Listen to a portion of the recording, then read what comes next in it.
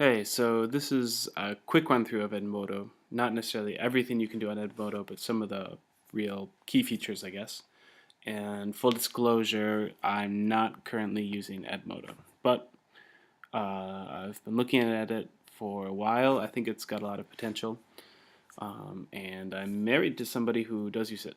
So I've got permission to go into her account, though obviously I won't be messing around with it too much. So let's take a look.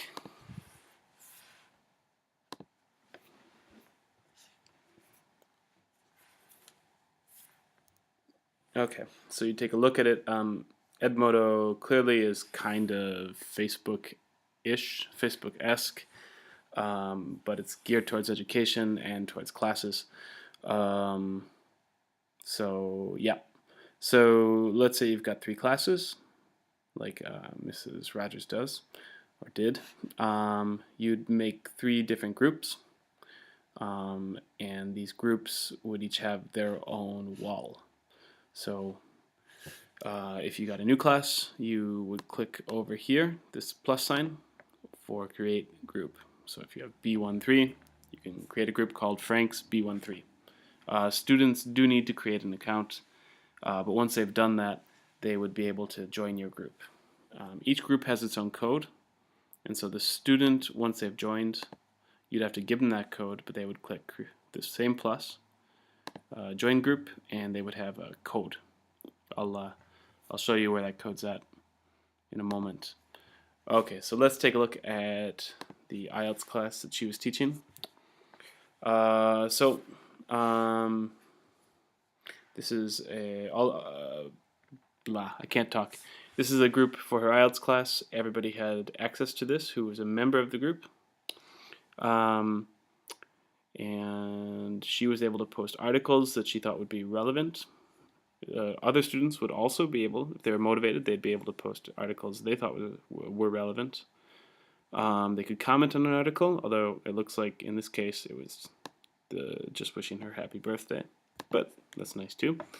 But if students read something, had any questions, they could ask those questions here as a forum. Right. So that's the basic idea, and each class would have its own wall. I think it's quite good for, well, it's good for lots of classes, depending how you want to use it.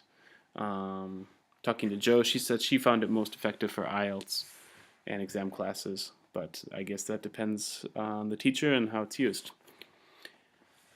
Okay, so what else should we see? All right, other things. Oh, right, the code. So right here you'll see this lock. This is the code that students would use to join a group. You can reset this. I'm going to, because I don't know, I guess I shouldn't make a YouTube video with some group's code on it. Right, so this is the new code, and I'll have to reset it again later so that it's actually secret. Not that people are banging on the door to join an IELTS group, but whatever. Okay, so other things you can do. You can send an alert. You can announce assignments. So this is made up and imaginary, but we'll say textbook page 7 all. Right? And you get to describe it. Hopefully you'll come up with something more creative than it's homework, or more useful than it's homework, but this is just imaginary, so who cares?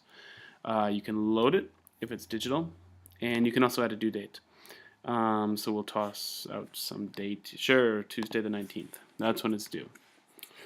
Okay, and when you're all done with that, you can press send, and it goes out to everybody. Library link, There's different ways of including material, but let's keep it simple. Alright, another thing that's cool you can do is quiz. So you can create your own quiz, which I'm not going to do right now, but I'll just show you that it's there. You add questions. There's a good variety of quiz formats. So you have multiple choice, true, false, short answer, fill in the blank, and matching.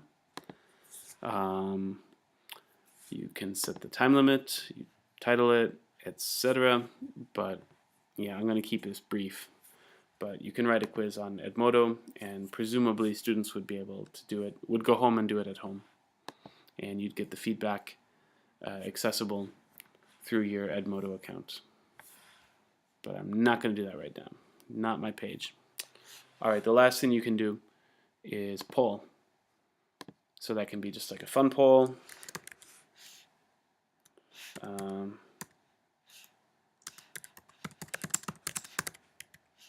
I can't spell tonight. It's getting a bit late.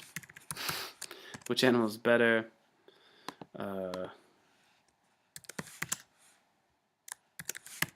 Dog or cat? You can add another answer. The correct answer, in my opinion, penguin. Actually, the best animal. But that's not the point of the poll. Anyway, you can make a poll like that. It can be just a fun poll. It can be a poll about anything. So, for example, I thought it was a good idea. Joe's class had a Friday afternoon where a final Friday class where there were a couple of different possibilities for what they could do. There are various options left over. So she polled them. She said, what would you like to do on Friday? So listening parts 1 and 2, listening parts 2 and 3, and a section of reading test. Different type to what we did last Friday. So this got 20%, this got 20%, and listening parts 1 and 2 got 40%. I don't know if she really did that, but I assume she did. Anyway, that's a way of getting, I guess, a little bit of democracy into classes, if you want that. Maybe you don't. Anyway, that's some of the basic stuff that you can do with Edmodo. There is more, but yeah, let's keep it brief.